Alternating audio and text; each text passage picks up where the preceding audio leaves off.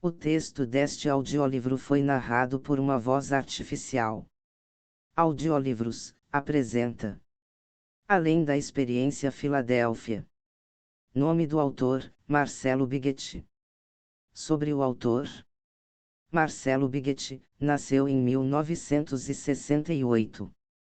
Casado com Adriana desde 1995, é pai de 4 filhos. Além de designer, é leitor compulsivo desde menino. Começou a escrever ficção científica e fantasia no final da primeira década do século XXI. Possui 9 contos publicados. Nome do blog: www.marcelobighetti.blogspot.com. Início do audiolivro. A ordem para ligarmos o equipamento está demorando a chegar, disse Edward impaciente. Demais, concordou Jacó, e tudo isto me deixa muito nervoso. Onde já se viu fazer um navio deste porte ficar invisível? E o pior de tudo é que não substituíram o pessoal que passou mal no primeiro teste. Sinto que algo não está certo, comentou Alexander, irmão de Edward. Sabe quando temos um mau pressentimento? Não sei explicar, mas sinto um frio no estômago. Por vários minutos o silêncio dominou a sala de controle. A bordo do navio destroyer escolta USS Eldred, da Marinha Norte-Americana, Edward A. Cameron II, Alexander Duncan Cameron Jr. e Jacó L. Murray, esperavam pacientemente as ordens dos oficiais que viriam pelo rádio. Era o segundo teste do projeto Arco-Íris. O primeiro foi, aparentemente, um sucesso. Durante aproximadamente 20 minutos o navio adquiriu invisibilidade óptica e também ao radar. Infelizmente os marinheiros que permaneceram no convés, ficaram desorientados e abalados. O projeto Arco-Íris, que ficaria conhecido como a Experiência Filadélfia, tinha como base a teoria do campo unificado de Albert Einstein, utilizada por Nikola Tesla, no desenvolvimento do seu projeto de invisibilidade.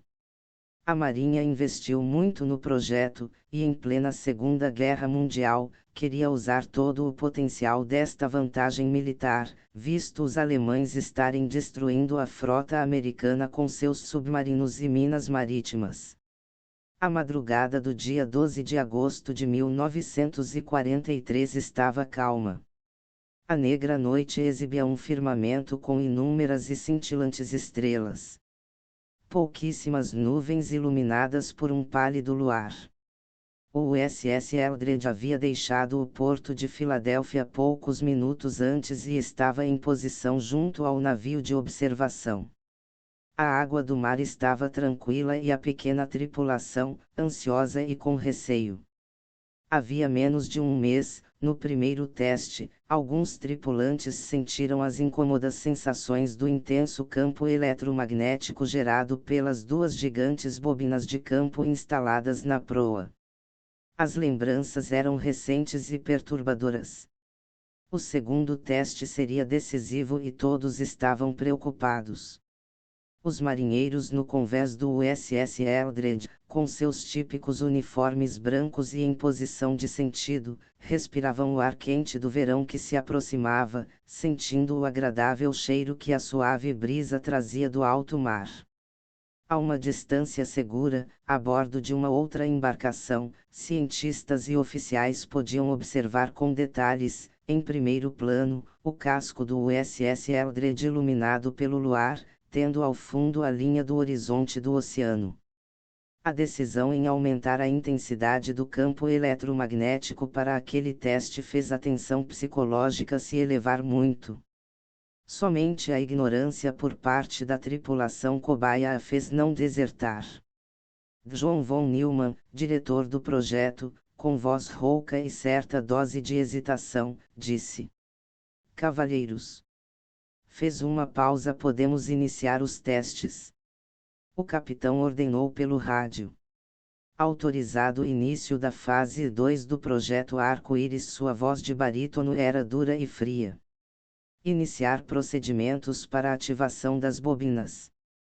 Entendido, capitão, confirmou Edward a bordo do USS Eldred. Meu irmão. Meu amigo. Aqui vamos nós, Edward disse encarando os dois e caminhou rapidamente para o equipamento de controle. Eram necessárias 2 pessoas para operar o equipamento na sequência correta. Alexander acompanhou seu irmão, seguido de perto por Jacó. Os 3 caminharam fazendo repetidas vezes o sinal da cruz. Jacó observou Edward e Alexander manipularem os controles do painel. O ruído característico foi ouvido pelos 3, os quais souberam que as bobinas começaram a funcionar. Logo perceberam que algo não estava certo. Havia discrepâncias na maneira pela qual o equipamento estava funcionando. Algo não está certo, gritou Edward. Verifique os mostradores. A instabilidade está crescendo, confirmou Alexander com um certo gaguejo. Não está funcionando direito. Precisamos desligar. Jacó viu o desespero de seus companheiros ao tentarem desligar o equipamento.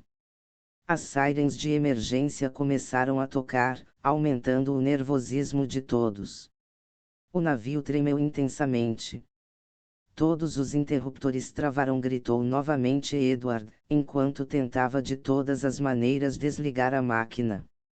Sentiu o gosto salgado do suor que corria pela sua face. Uma vibração forte e constante incomodava a todos. As luzes vermelhas de emergência piscaram sem parar.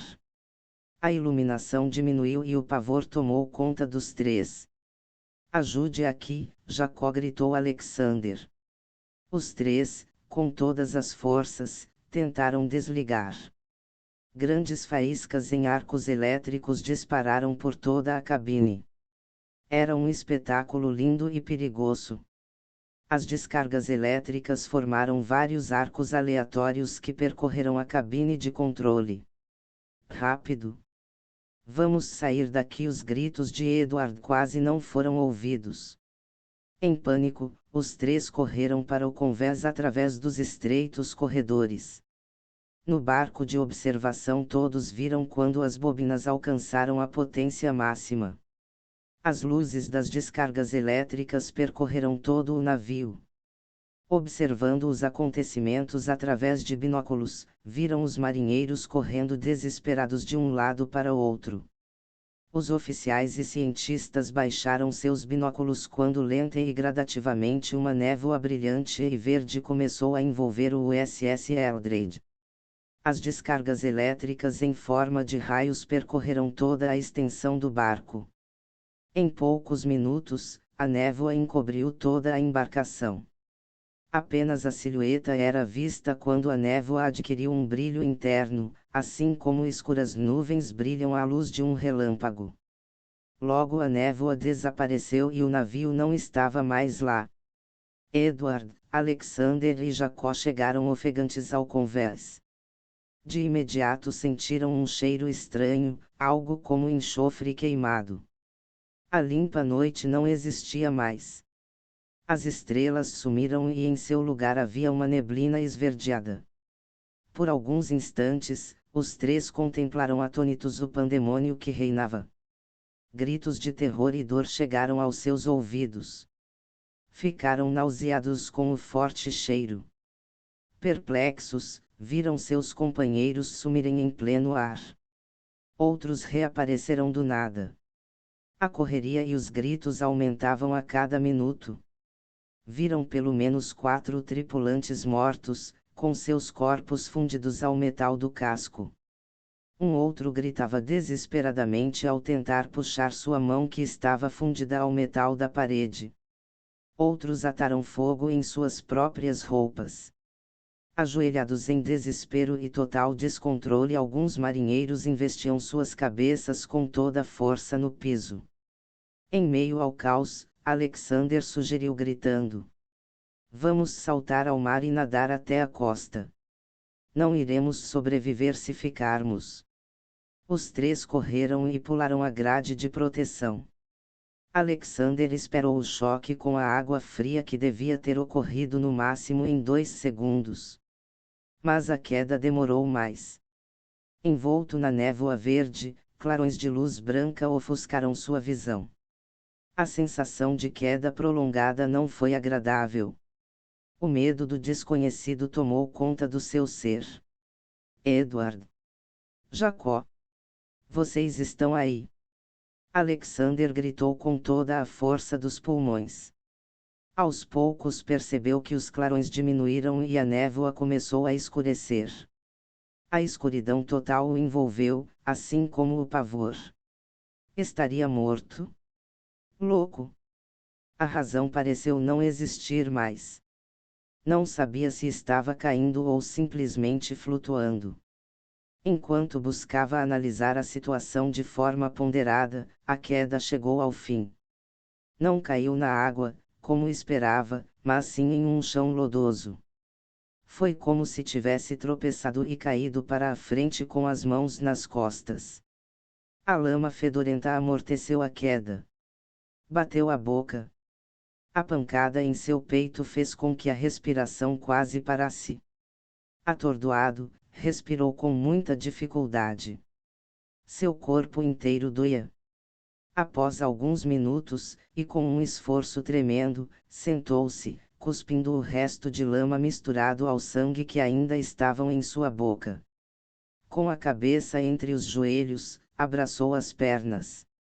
Lentamente foi colocando os pensamentos em seus devidos lugares. Sentiu um desagradável aroma de carne podre.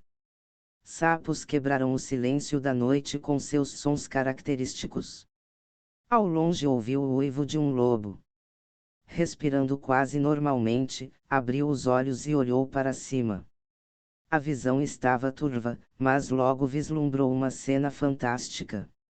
O céu possuía uma quantidade de estrelas como ele jamais tinha visto.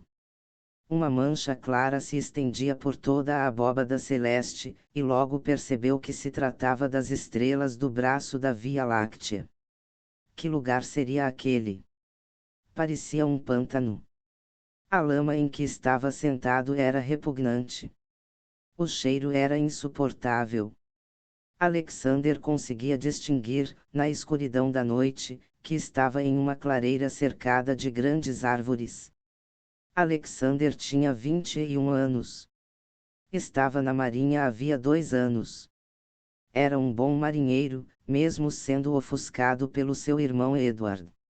Não era muito alto, tinha 1,70 m de altura, mas era muito forte com músculos bem definidos. Seus cabelos negros, cortados rente conforme protocolo da marinha, realçavam a cor verde dos seus olhos.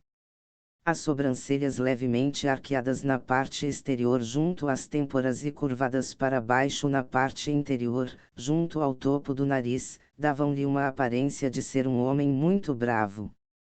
De repente, a certa distância, viu vultos surgindo dentre as árvores. Imediatamente lembrou-se de seus companheiros e gritou com voz embargada: Edward, Jacó! São vocês!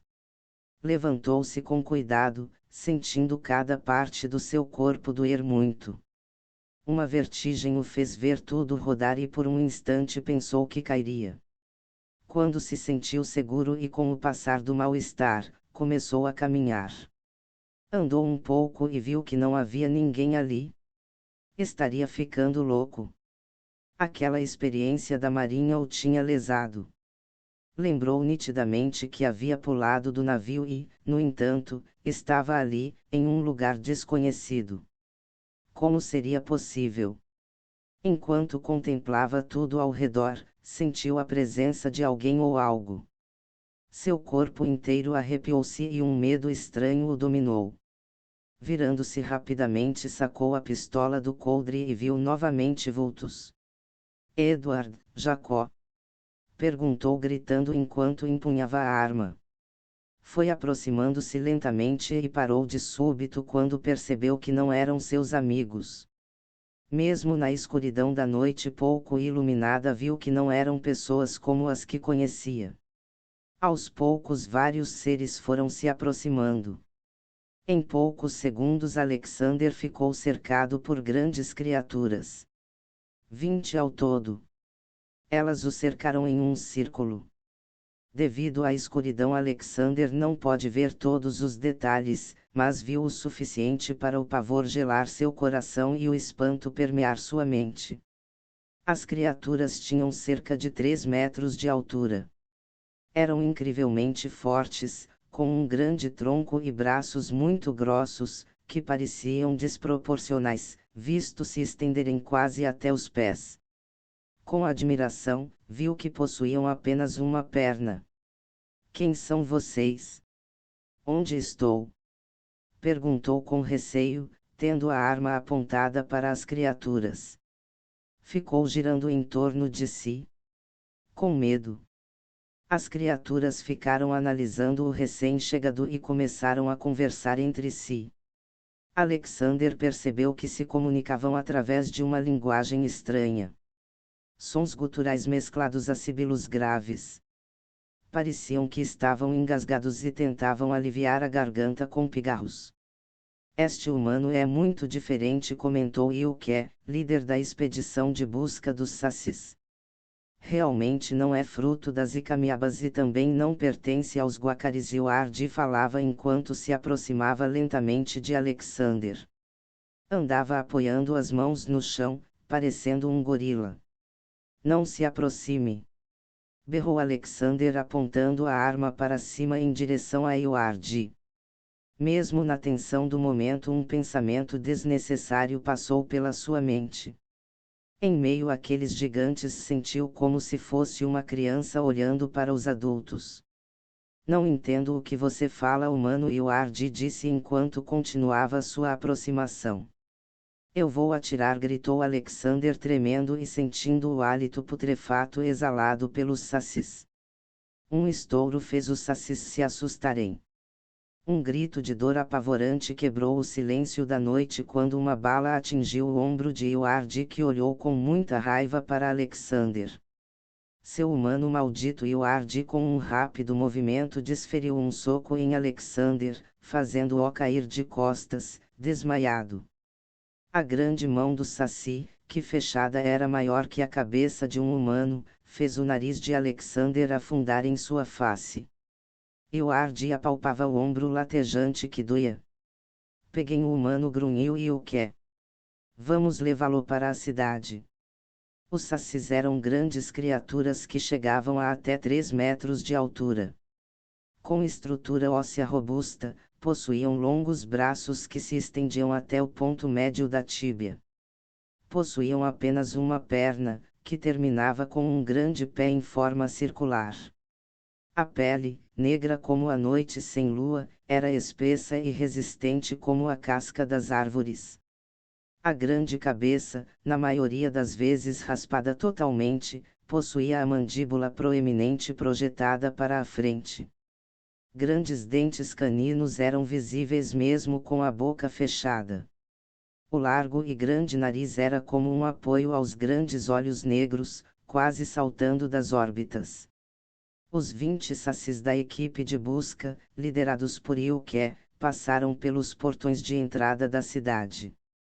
Exímios trabalhadores em pedra, a cidade era uma fortaleza cercada por uma alta e extensa muralha.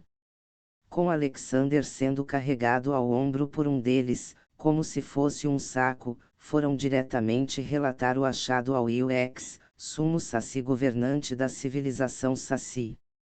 Adentraram um complexo de estruturas destinadas aos conselhos governamentais e estratégicos. Em uma ampla sala, iluminada por tochas, tendo uma das paredes decoradas com vários crânios, todos de sumos sacis governantes anteriores, os 20 se posicionaram em um semicírculo em frente a UX, que vestia uma túnica de pele de onça.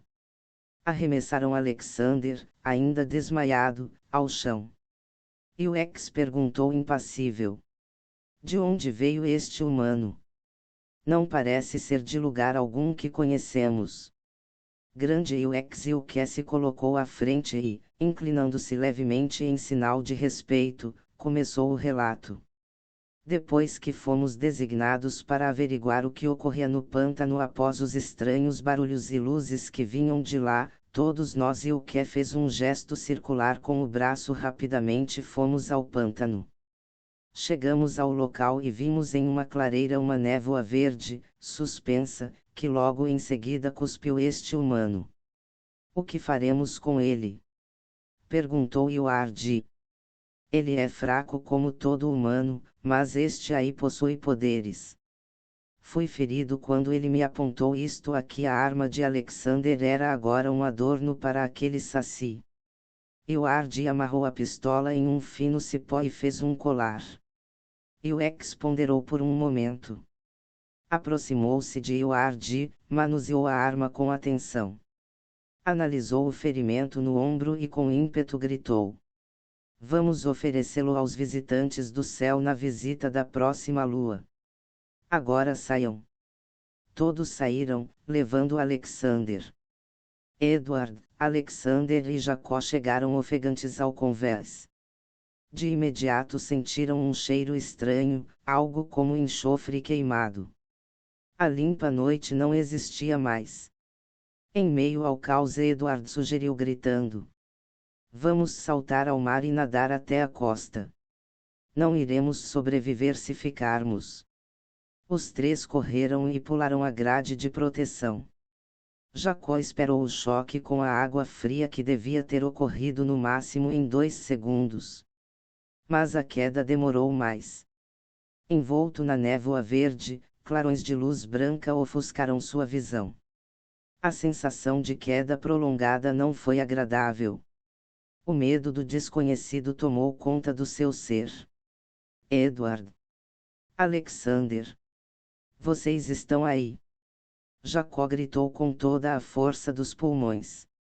Aos poucos percebeu que os clarões diminuíram e a névoa começou a escurecer. A escuridão total o envolveu, assim como o pavor. Estaria morto? Louco? A razão pareceu não existir mais. Não sabia mais se estava caindo ou simplesmente flutuando. Enquanto buscava analisar a situação de forma ponderada, a queda chegou ao fim. Não caiu na água, como esperava, mas sim em um chão duro. Foi como se tivesse tropeçado e caído para frente com as mãos nas costas. O solo tinha uma vegetação rasteira, que de certa forma amorteceu a queda.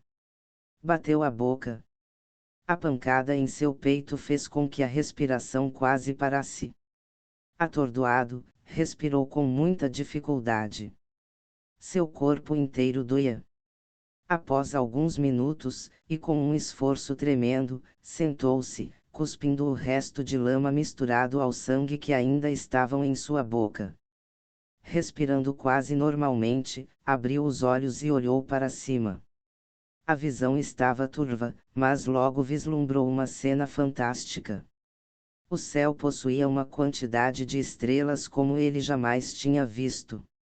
Uma mancha clara se estendia por toda a abóbada celeste, e logo percebeu que se tratava das estrelas do braço da Via Láctea. Que lugar seria aquele? Jacó tinha 25 anos. Estava na marinha havia 7 anos. Era um bom marinheiro. Tinha 1,90 m de altura. As sobrancelhas loiras, levemente arqueadas na parte interior, davam-lhe uma aparência melancólica. Enquanto tentava analisar o terreno em que estava, a certa distância viu 2 vultos na escuridão da noite. Imediatamente lembrou-se de seus companheiros e gritou com voz embargada: Edward, Alexander. São vocês? Levantou-se com cuidado, sentindo cada parte do seu corpo doer muito. Uma vertigem o fez ver tudo rodar e por um instante pensou que cairia.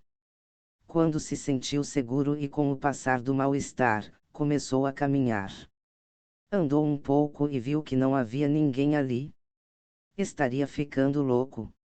Aquela experiência da marinha o tinha lesado. Lembrou nitidamente que havia pulado do navio e, no entanto, estava ali, em um lugar desconhecido. Percebeu que estava no topo de uma colina. Viu luzes à distância e deduziu que era algum vilarejo. Enquanto contemplava tudo ao redor, sentiu a presença de alguém ou algo. Seu corpo inteiro arrepiou-se e um medo estranho o dominou. Virando-se rapidamente, sacou a pistola do coldre e viu novamente os dois vultos. Edward, Alexander? Perguntou gritando enquanto empunhava a arma. Foi aproximando-se lentamente e parou de súbito quando percebeu que não eram seus amigos. Mesmo na escuridão da noite pouco iluminada, viu que não eram pessoas como as que conhecia. Eram dois seres bem pequenos, muito magros. As cabeças eram grandes e desproporcionais, mas transmitiam certo aspecto de inteligência superior. Os grandes olhos negros trouxeram-lhe certo incômodo. Quem são vocês? Onde estou? Perguntou com receio, tendo a arma apontada para os dois seres. Estava a cerca de 15 metros. Viu de súbito que um dos seres lentamente movia um braço. Não se mexa! Berrou ao mesmo tempo em que engatilhou a arma. O ser lentamente colou a mão na têmpora. No mesmo instante, Jacó viu um clarão que o desnorteou. Na realidade não tinha realmente visto, mas sim percebido aquilo dentro de seus próprios pensamentos. O clarão novamente iluminou sua mente e julgou ver uma linda jovem vestida de branco. Balançou a cabeça, sentindo uma dor intensa na fronte. Novamente um clarão e a imagem da jovem de longos cabelos castanhos e olhos amendoados sendo acorrentada. A dor foi mais intensa, fazendo-o apoiar-se em um dos joelhos. Com as duas mãos à cabeça, comprimiu o crânio na tentativa de aliviar a tensão. A visão terminou. Aos poucos, foi recobrando o equilíbrio. Piscando várias vezes de forma intensa, a visão dos dois pequenos seres se focou novamente. Colocou a pistola no coldre e com interesse, inclinando um pouco a cabeça para o lado esquerdo, viu um dos seres apontar para as luzes distantes na planície e logo em seguida apontar para o chão. Repetiu o gesto várias vezes. Vocês querem que eu vá até lá? Jacó disse apontado para o possível vilarejo e volte para cá. Terminou a pergunta apontando para o chão. Os seres consentirão. Num lampejo de luz que ofuscou a visão de Jacó, a estranha dupla desapareceu, deixando no lugar uma fraca névoa esverdeada que se dissipou em instantes. Com a visão ainda afetada pela luz, e não tendo muita escolha, começou a descer a colina. Após meia hora de caminhada, Jacó pôde perceber, mesmo à distância, que se tratava de uma cidade. Resolveu parar e dormir um pouco. Primeiro, por estar exausto, e segundo, porque não seria nada sábio entrar em uma cidade desconhecida no meio da noite. Escolheu uma vegetação que parecia confortável. Deitou-se e de imediato adormeceu. Após uma noite de sono nada tranquila, levantou-se num sobressalto ao perceber que o dia já havia começado fazia um bom tempo. Estava com muita fome e isto o animou a entrar logo na pequena cidade. Somente com a luz do dia foi que Jacó analisou sua crítica aparência. Seu uniforme, que antes era branco como a mais pura neve e engomado a ponto de ficar até duro, estava completamente amarrotado. Rasgado em vários lugares, o tecido possuía várias manchas coloridas, marrom de terra, verde de vegetação, vermelho escuro de sangue coagulado de algumas escoriações. O cheiro não era nada agradável. Suor misturado com enxofre. Este último reforçando a experiência traumática que tivera na noite anterior. Ao longe ouviu vozes animadas, como se fosse uma comemoração. Ao se aproximar percebeu com mais nitidez a hilaridade de uma multidão.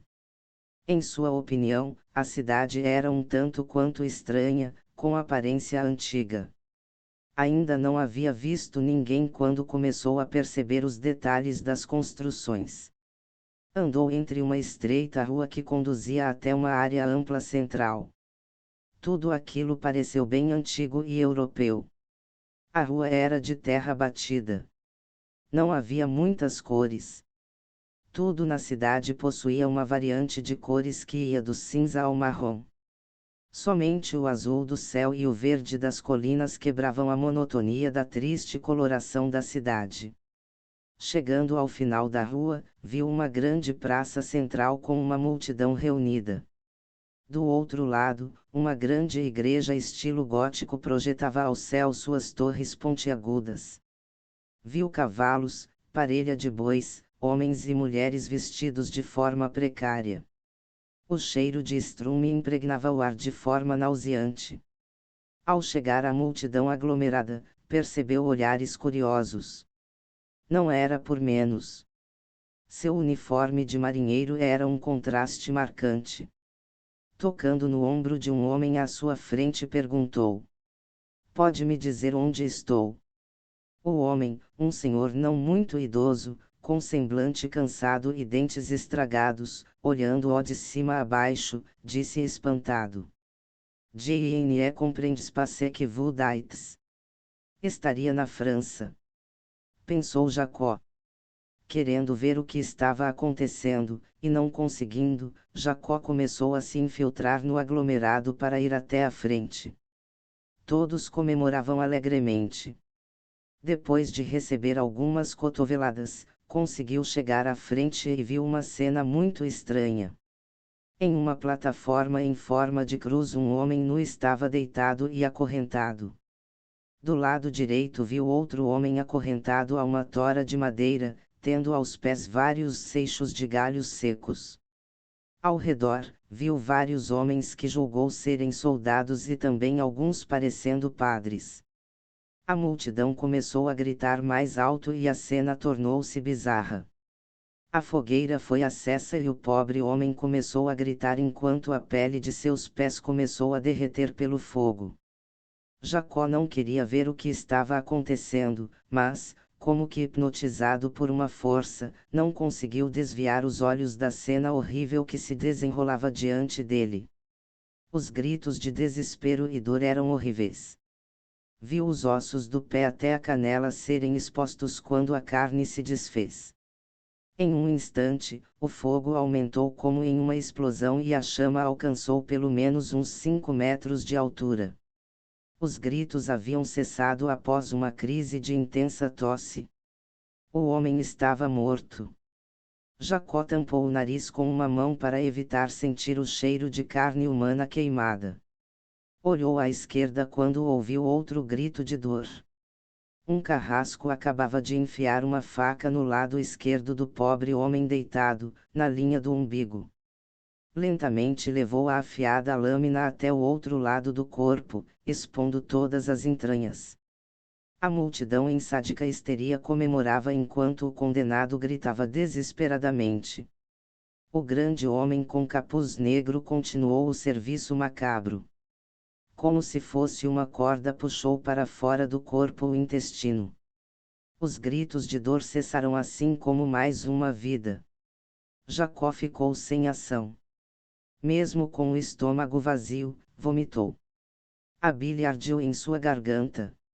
Depois de alguns minutos, e ainda olhando para o chão de terra, pensou ter acabado. Mas estava errado. Novamente a multidão se agitava em gritos animados. Uma bonita moça, vestida de branco, foi trazida e acorrentada a outra tora. Era a jovem de sua visão e não poderia ficar parado vendo aquela mulher ser queimada. Notou que ainda estava de porte de sua pistola, presa ao coldre. Num impulso correu até a moça e disparou contra a corrente para libertá-la. A multidão ficou surpresa e assustada com o som emitido pelo tiro. Puxou-a pela mão e foi bloqueado por um soldado. Sem hesitar disparou. Ninguém mais ousou tentar parar Jacó. Os dois correram sem parar. Jacó resolveu voltar à colina. Olhando para trás, viu a multidão vindo até eles. Estavam com boa vantagem. Chegando ao topo da colina, viram à frente, no ponto onde Jacó havia chegado àquele estranho lugar, uma névoa verde. Correram rapidamente até ela e antes de entrarem Jacó, com seu pobre francês aprendido em uma de suas viagens, perguntou qual era o nome da jovem. "Quel est votre nom?" "Joana d'Arc", disse a moça ofegante. Em segundos, desapareceram na névoa, sendo observados à distância por dois pequenos seres de cabeças grandes. Novamente, Jacó teve a sensação de estar caindo para lugar nenhum, como anteriormente ao saltar do navio. A escuridão novamente o envolvia. Sentia uma pequena e suave mão apertando com força a sua. Sabia que a moça estava com medo e muito confusa com tudo aquilo. Ela tremia. Sentiu certo orgulho por já ser experiente naquilo. Era sua segunda vez e o que mais o preocupava era o final. Onde cairia desta vez? Em pedras pontiagudas. Em um rio infestado de piranhas. Novamente em seu barco. Seus devaneios de opções de localização foram interrompidos quando de súbito caiu na água. Pensou que talvez fosse a Baía de Filadélfia em que estava o USS Eldred. Mas não era. A água era doce e percebeu que estavam em um rio. Desejou que seus pensamentos anteriores estivessem errados e não houvesse piranhas. Sorriu para si mesmo. Os dois nadaram até a margem.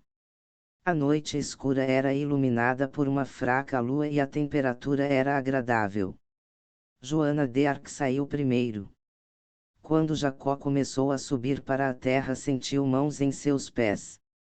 Em desespero agarrou raízes no barranco das margens, enquanto era puxado com força para dentro do rio. Jacó se debatia fortemente tentando se livrar do que quer que fosse que o estava agarrando. Jatos de água eram arremessados para cima. "Me ajude", gritou Jacó. Joana tentou ajudar puxando-o, mas sem sucesso. Neste desespero algo rapidamente passou por Joana e mergulhou nas águas escuras. Em instantes, Jacó se livrou e rapidamente subiu para a terra firme ao lado da moça. Ambos olhavam absortos para o rio quando viram alguém saindo das águas. Era um homem, ou algo parecido. Com estatura mediana. Passou pelo meio dos dois falando algo incompreensível. Sons bem agudos e com uma certa cadência melódica. "Vocês dois humanos são loucos. O rio é domínio das Yaras." Jacó e Joana observaram o indivíduo se afastar e estranharam muito. Viram que ele possuía os pés ao contrário, virados para trás. O estranho se juntou a outros que estavam à distância. Eram 30 curupiras, que rapidamente se reuniram em um círculo ao redor dos humanos, cercando-os. Os curupiras possuíam a pele acinzentada. O crânio era um pouco maior do que o dos humanos, mas com um formato triangular. O topo da cabeça era bem largo e achatado, terminando em um fino queixo.